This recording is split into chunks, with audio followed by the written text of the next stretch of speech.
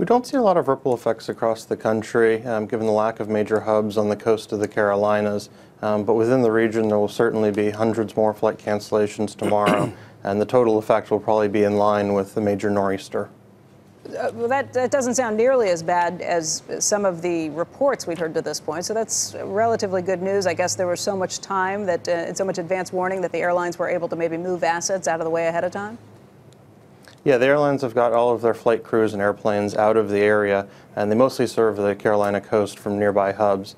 So it's not too far to get flights back in there, which may resume as early as tomorrow.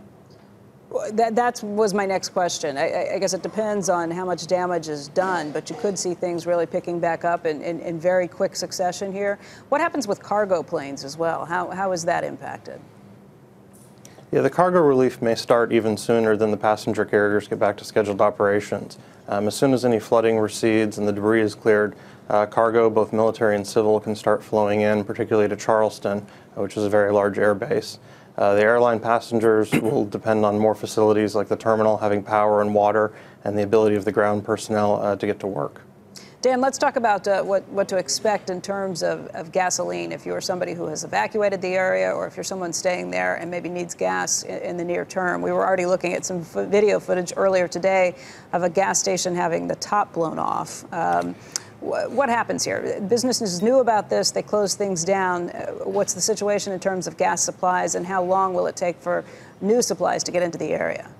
Yeah, supplies were adequate, and we saw examples of where in Wilmington before the storm, as many as 40% of all gas stations there were affected in New Bern. Of course, Myrtle Beach, about 10%. But we're now transitioning to a different phase. The storm is there now. Of course, the damage being done to infrastructure also affects not just the ability for those gas stations to be refueled if they are low on supply. It's now a question of power and how long that power will be out.